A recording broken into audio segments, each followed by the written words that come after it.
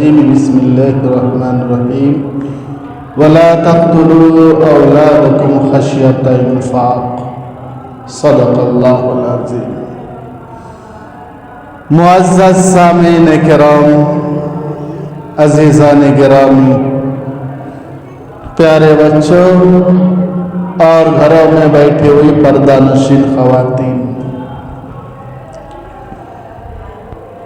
अल्लाह तबारक व तआला ने इंसान के रिज़्क़ की जिम्मेदारी लिया है। हर हाल में खिलाएगा पिलाएगा, ये उसने जिम्मेदारी ले ली। हालांकि अल्लाह ताला के लिए कोई चीज़ ज़रूरी नहीं होता, लेकिन अल्लाह ने अपने ऊपर ये चीज़ ज़रूरी कर लिया है। मैं अपने बंदों को खिलाऊंगा पिलाऊंगा, चाहे वो मुझे माने या ना माने, मोमिन हो या काफिर, फासिक हो या फाजिर, मुत्तकी परहेजगार हो या गुनाहगार बदकार, खिलाऊंगा तो सही। ये जिम्मेदारी अल्लाह ताला ने अपने जिम्मा ले लिया है। इस सिलसिले में गुज़श्ता जुमा भी कुछ बातें आपके सामने आई थी कि अल्लाह तबारक व तआला ने कुरान करीम में अंबिया किराम को हुक्म दिया, खाओ पियो, पाकीज़ा हलाल रिज़्क़ को और फजूल खर्ची से बचो। कुलू मिनत तय्यबात वअमलू सालिहा, पाकीज़ा रिज़्क़ को खाना है और अल्लाह ताला के लिए नेक आमाल करना है। अल्लाह के रिज़्क़ को खाने के बाद अल्लाह का शुक्र अगर अदा नहीं कर रहे हैं तो अल्लाह के रिज़्क़ की हम हक अदा नहीं कर रहे हैं। मफ़हूम से तो यही मालूम मिलता है, खाना है, खाने के बाद नेक आमाल करना है। अगर हमने नेक आमाल नहीं किया तो हमने रिज़्क़ तो उसका इस्तेमाल कर लिया, उसके हक को हमने अदा नहीं किया।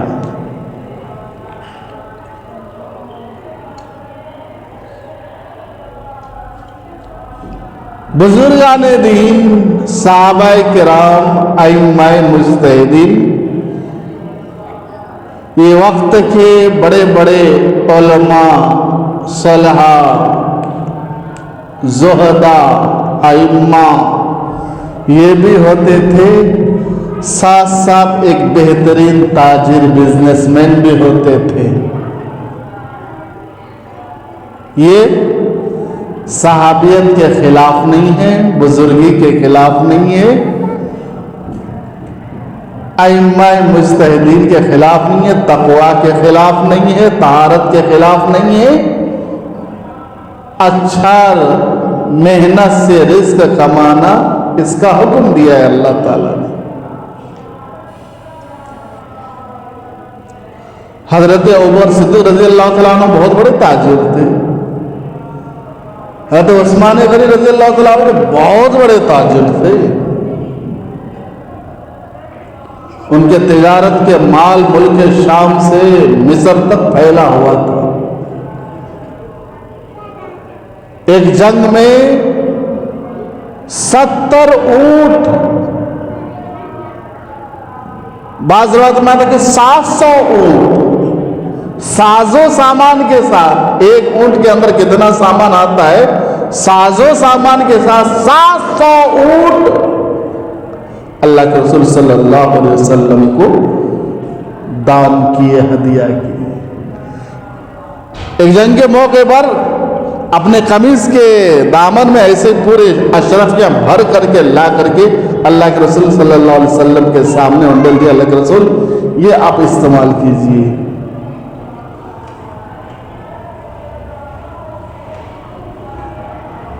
उम्मुल मोमिनीन हजरत खदीजतुल कुबरा रज़ी अल्लाह तआला अन्हा बहुत बड़ी ताजिरा थी। मक्का के कुरैश के तिजारत एक तरफ और हजरत खदीजा के माल की तिजारत एक तरफ। पूरे कुरैश के माल खदीजा रज़ी अल्लाह अन्हा के माल के बराबर नहीं होता था। तिजारत सुन्नत रसूल है। हजरत खदीजा रज़ी अल्लाह ताला अन्हा से नबी करीम सल्लल्लाहु अलैहि वसल्लम का जो निकाह हुआ, यह तिजारत की वजह से ही हुआ है। हुजूर अकरम सल्लल्लाहु अलैहि वसल्लम पहली मर्तबा हजरत खदीजा के माल लेकर के मुल्क शाम गए थे। उस माल में बहुत ज्यादा मुनाफे हुए थे। आप सल्लल्लाहु अलैहि वसल्लम ने अमानत और दयानत के साथ उस माल के जितने हिस्से थे हजरत खदीजा के हवाले किए। हजरत खदीजा रज़ी अल्लाह ताला अन्हा हुजूर अकरम सल्लल्लाहु अलैहि वसल्लम की अमानत दयानत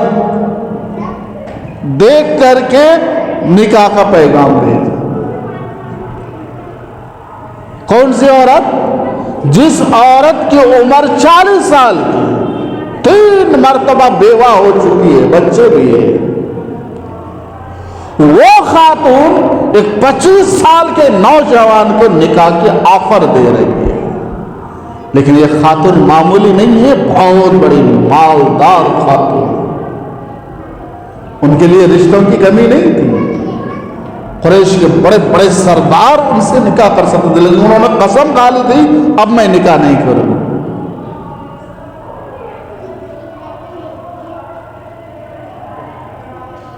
तो हज़रत खदीजा रज़ी अल्लाह ताला अन्हा का निकाह नबी करीम सल्लल्लाहु अलैहि वसल्लम से इसी तिजारत के सिलसिले में ही हुआ है। तिजारत करना कोई बुरी चीज नहीं है, सुन्नत रसूल। लेकिन तिजारत बिजनेस में अमानतदारी, सच्चाई जरूरी है।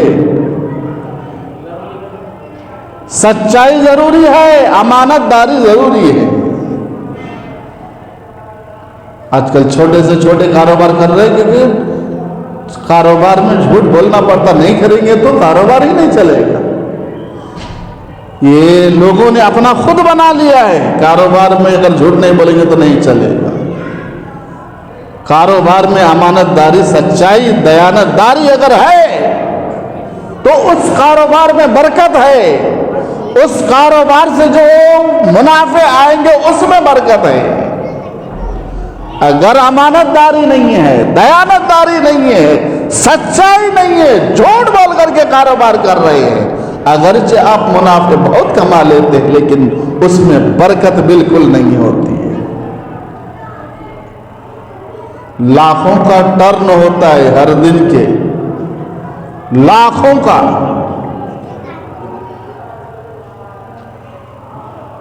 हर दिन के उसके लाखों की कमाई है,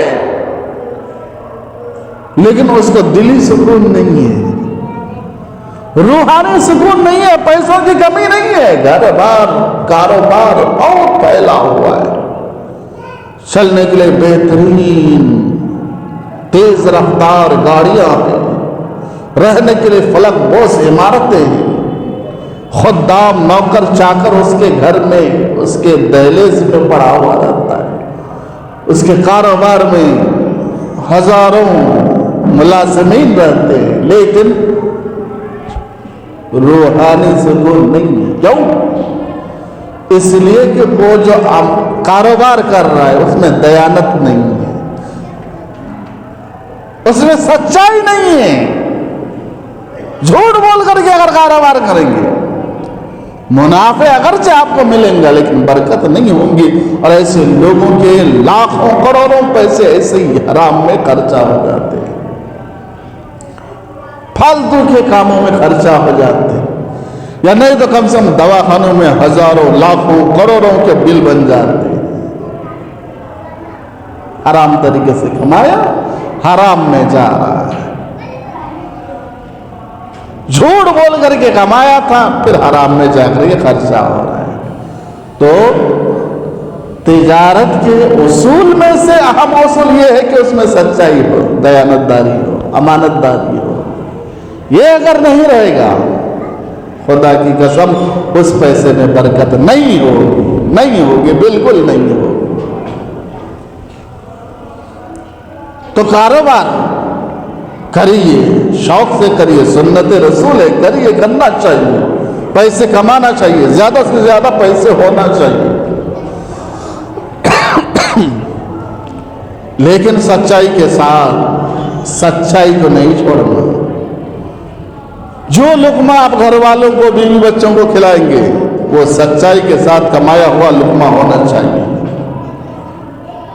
बेईमानी का लुकमा अगर हमने अपने घर वालों को खिलाया, बीवी बच्चों को खिलाया, उससे ना उनके अंदर वो तबर्रुकात, वो तकद्दुसात, वो खुलूस वो पैकर आएगा, और ना वो बच्चे फर्मा बरदार होंगे, वो घर वाली फर्मा बरदार होंगे। जरूरी है दयानतदारी, अमानतदारी जरूरी है, ये जरूरी है। तो रिज़्क़ की जिम्मेदारी तो अल्लाह ताला ने लिया है। अल्लाह ताला ने हर हाल में रिज़्क़ देने का वादा किया है, वो देगा। आप चाहो ना चाहो, जितना रिज़्क़ आपके लिए अल्लाह ताला ने लिख दिया है, खाए बगैर आप नहीं मरेंगे, ये बात याद रखिए। जितना रिज़्क़ लिखा है, जब तक नहीं खाएंगे तब तक मौत नहीं आएगी।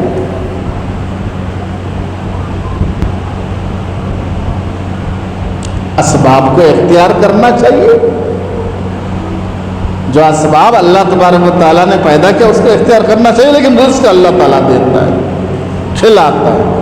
एक हदीस का मफ़हूम है, जिस तरीके से मौत इंसान की तरफ हमला करता है, मौत से कोई इनकार नहीं कर सकता, मरना तो है नहीं है, मौत का कोई इनकार नहीं करता। मौत जिस तरीके से इंसान की तरफ हमला करता है, इंसान की तरफ दौड़ते हुए आ रहा है, उसी तरीके से रिज़्क़ भी इंसान की तरफ दौड़ते हुए आ रहा है।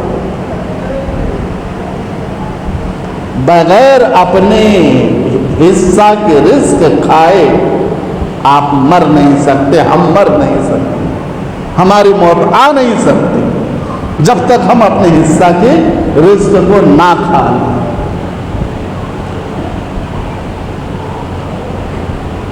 इसको अल्लाह तबारक व तआला ने कुरान करीम में कई जगह पर अल्फाज के तब्दीली के साथ बयान किया है। ला तक़्तुलू औलादकुम खश्यतल इन्फाक़, अपनी औलाद को भूखमरी की वजह से, भूखमरी के डर से कत्ल मत करो। मक्का में उस दौर में ये रिवाज था, ज्यादा बच्चा पैदा करोगे तो खिलाने में, उसको पिलाने में, उसके तरबियत में, उसको पालने में बहुत दिक्कत आएगी, इसलिए ज्यादा बच्चा नहीं होना चाहिए। अब उस दौर में ऑपरेशन वगैरह का तो कोई इंतजाम नहीं था, बीवी से मिले तो बच्चा पैदा होते थे, लेकिन उस बच्चों को मार देते थे।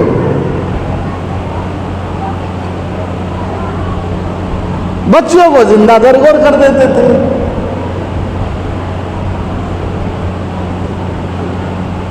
अल्लाह तबारक व तआला ने फरमाएंगे नहनु नर्ज़ुकुहुम व इय्याकुम, तुम उससे क्यों मार रहे हो?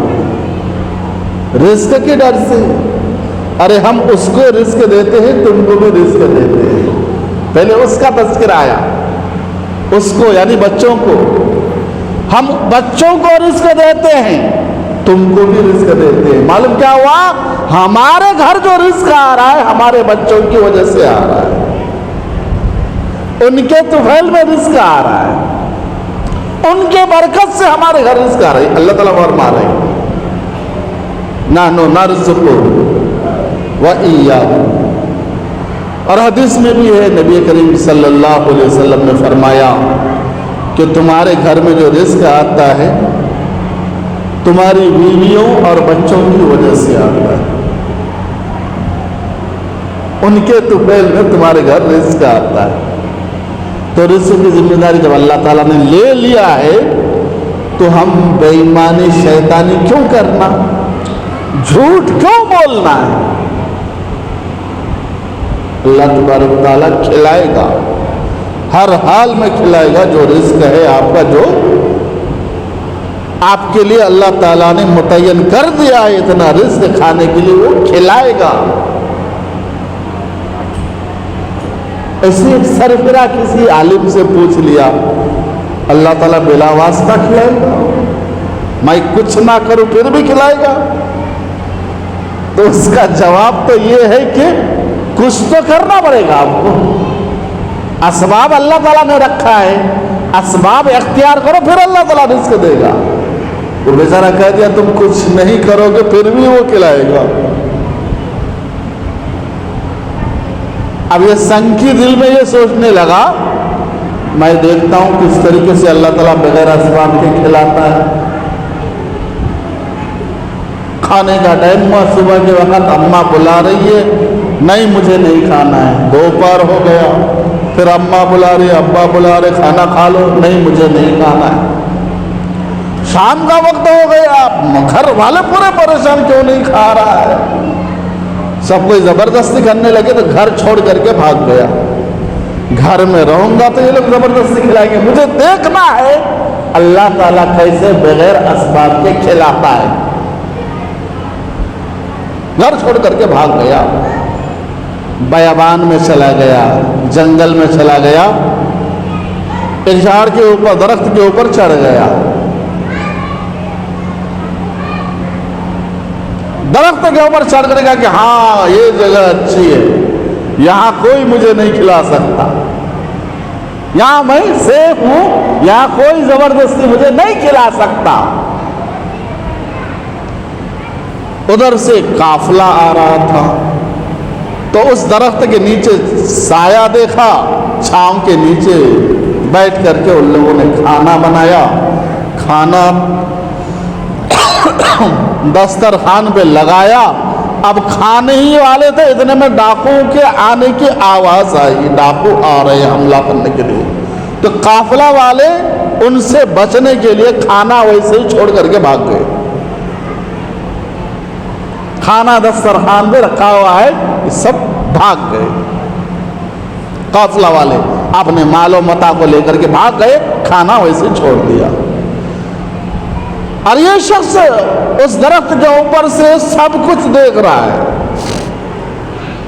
काफिला वाले चले गए, डाकू कहीं से डाका डाल करके अपने माल उस दरख्त के नीचे आकर के बांटने के लिए आए।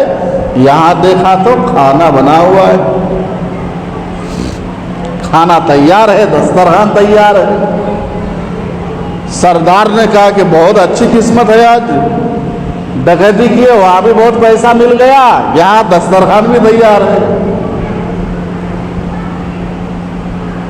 तो उसका एक चेला ने कहा कि सरदार इस खाने में हाथ मत लगाइए, हो सकता है हम सबको मारने के लिए प्लानिंग किया गया हो, इसमें जहर मिला दिया गया, खाने में जहर मिलाया गया हो हम सबको मारने के लिए, खाने में हाथ मत लगाइए। सरदार अपने हाथ खींच लिया, इधर उधर देखा, कोई भी नहीं है। फिर नजर उठा करके ऊपर देखा तो दरख्त के ऊपर वो शख्स बैठा हुआ है। अब ये डाकू पूरे ये सोचने लगे कि ये हमको मारने के लिए ये प्लानिंग किया है, खाने में जहर मिला करके ये ऊपर चढ़ करके देखना चाह रहा है, हमको मारने के लिए देखना चाह रहा है। उसको लगे नीचे आओ, नीचे आओ। नहीं, मैं नीचे नहीं आऊंगा। अरे नीचे आओ, मैं किसी भी सूरत में नीचे नहीं आऊंगा। सरदार ने कहा कि इस दरख्त को काट दो। अब ये कहने लगा कि अगर दरख्त को काट दिया मैं गिर जाऊंगा, मर जाऊंगा। तो कहने लगे नहीं नहीं नहीं, मैं मरना नहीं चाहता, मैं तो देखना चाहता हूं, मैं नीचे उतर रहा हूं। नीचे उतरा, सरदार ने कहा कि ये खाना तुमने रखा कि नहीं? क्या तुमको मालूम है? हाँ मालूम है। बताओ। नहीं बताता। तो डाकुओं को और शक होने लगा, कहा कि तुम वो खाना खा करके बताओ। एक लुकमा खा करके बताओ, उसमें जहर है या नहीं है हमको पता चल जाएगा। एक लुकमा खा करके बताओ। इसने कहा कि मैं किसी भी सूरत में ये खाना नहीं खाऊंगा, इसमें हाथ तक नहीं लगाऊंगा। डाकुओं को और यकीन हो गया, यकीनन इसमें जहर मिला हुआ है, इसलिए तो ये नहीं खाने जा रहा है। अरे खाता है या नहीं खाता है? नहीं खाता हूं, चाहे कुछ भी हो जाए। और यकीन हो गया डाकुओं को कि इस खाने में जहर मिला हुआ है और इसी ने ये जहर मिलाया है, हम सबको मारने की प्लानिंग किया है इसने।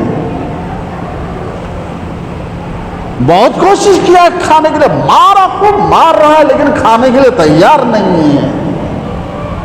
मार खा ले रहा है, खाना नहीं खा रहा है। तो सरदार ने आखिर में ये कहा कि ऐसा करो, इसके जबड़े को पकड़ो, दो तरफ से पकड़ो, पकड़ के खाना उसके मुंह में ठूसो, ठूसने के बाद फिर उसको डंडा से अंदर ठूस करके डालो ताकि उसके मुंह में चला जाए। दो तरफ से जबड़ा पकड़ा गया, पकड़ने के बाद खाना अंदर मुंह में डाला, जब उसके डंडा से ठूसा, पीछे से जोर से मारा, निगल लिया खाना को। निगलने के बाद रोते रोते कहने लगा कि अल्लाह ताला, आज मुझे यकीन हो गया कि आप जब खिलाने पर आते हैं तो मार मार करके खिलाते हैं, जबरदस्ती खिलाते हैं। जब कोई नहीं खाना चाहता है आप मार मार करके उसे खिलाते हैं। तो रिस्क की जिम्मेदारी अल्लाह ताला ने लिया है, वो खिलाएगा, हर हाल में खिलाएगा। और उस वक्त तक हमारी मौत नहीं आएगी जब तक हम अपने हिस्से के रिस्क को खा ना लें। तो कुरान करीम में उसी को अल्लाह ताला ने बयान किया कि अपने औलाद को इन्फाक की वजह से कत्ल मत करो। तो ये अपनी औलाद को कम करते थे, अपनी औलाद को वो कम करते थे। पालने में दिक्कत होगी, तरबियत में दिक्कत होगी, पढ़ाने में दिक्कत होगी। क्यों? किसकी ये खसलत बयान किया है? मुशरिकीन मक्का की। आज हमारा ईमान भी वैसे ही है, आज हमारा भी ईमान वैसे ही है। वो भी कम बच्चा पैदा करने की कोशिश करते थे, हम भी वही कर रहे हैं। 2 3 ज्यादा से ज्यादा 4 हो गया, उसके बाद बंद करा दे रहे। हालांकि मेरे आका सल्लल्लाहु अलैहि वसल्लम ने फरमाया, तज़व्वजुल वदूदल वलूद फ़इन्नी मुकासिरुम बिकुम उममन यौमल क़ियामह। ज्यादा बच्चा पैदा करने वाली औरतों से निकाह करो ताकि वो ज्यादा बच्चा पैदा करे और मेरी उम्मत ज्यादा हो, और क़यामत के दिन मैं फख्र कर सकूं मेरी उम्मत सबसे ज्यादा है। हम इस हदीस को पसे पुष्ट डाल देते हैं। हालांकि काजी हजरात इस हदीस को पढ़ते हैं, आपके निकाह के वक्त ये हदीस पढ़ी जाती है, लेकिन उस पर अमल नहीं होता है। वो लोग भूखमरी की वजह से अपनी औलाद को कत्ल करते थे, और हम आज हमारी भी वही हालत है। अगरचे हम उसको भूखमरी ना कहें, लेकिन अपनी औलाद को मां के पेट में ही कत्ल कर रहे हैं। ये भी कत्ल है। बच्चों का बंद कर देना, वो तो कम से कम दुनिया में आते थे, पैदा होते थे। जमाना जाहिलियत में पैदा होते थे, 1-2 साल 3 साल रहते थे। हम तो उसको दुनिया में ही आने नहीं दे रहे, दुनिया में आने से पहले ही उसे मार दे रहे। और ये बच्चे कल क़यामत के दिन हमारे खिलाफ गवाही देने वाले हैं। मुझे किस वजह से कत्ल किया गया, अल्लाह ताला से फरियाद करेंगे। मुझे किस वजह से कत्ल किया गया था, अल्लाह ताला से फरियाद करेंगे। जब ये मासूम अल्लाह से फरियाद करेंगे, अल्लाह ताला उसका फैसला करेगा। तो औलाद ज्यादा होना ये आपके घर में बेबरकती का सबब नहीं, बल्कि बरकत का सबब है। उसकी वजह से रिज़्क़ में बरकत होंगी। एक हदीस है, आप सुनेंगे तो ताज्जुब करेंगे। एक सहाबी आए, अल्लाह के रसूल, मैं परेशान हाल, बहुत परेशान हूं। गुर्बत और फिक्र और फाका ने चारों तरफ से घेर रखा है। नबी करीम सल्लल्लाहु अलैहि वसल्लम ने फरमाया कि शादी है, किया है? हाँ शादी किया हूँ, बीवी बच्चे घर में परेशान, और एक शादी कर, दूसरी शादी कर लिया और परेशान हुआ। फिर 1 साल के बाद आए आका सल्लल्लाहु अलैहि वसल्लम से आकर के फिर वैसे कहने लगा, अल्लाह का रसूल परेशान हो गया 2 शादी करके। आप सल्लल्लाहु अलैहि वसल्लम ने फरमाया कि और एक शादी करो। 2 पहले ही थे बेचारी, अब एक और शादी करने का हुक्म दिया, और एक शादी कर ली और थोड़े से परेशान हुए। फिर 1 साल के बाद आए, 1 साल के बाद आने कर कहने लगे कि अल्लाह के रसूल बहुत परेशान हो। अल्लाह के रसूल सल्लल्लाहु अलैहि वसल्लम फरमाया कि और एक शादी करो। 4 शादियां किए, 4 शादियां मुकम्मल होने के बाद उसके बाद जो उसके घर में बरकतें आई औलादों की वजह से, पहली बीवी की औलाद बड़ी हो गई, वो कमाने लगी। फिर थोड़े दिन के बाद दूसरी बीवी की औलादें बड़ी हो गई, वो कमाने लगी।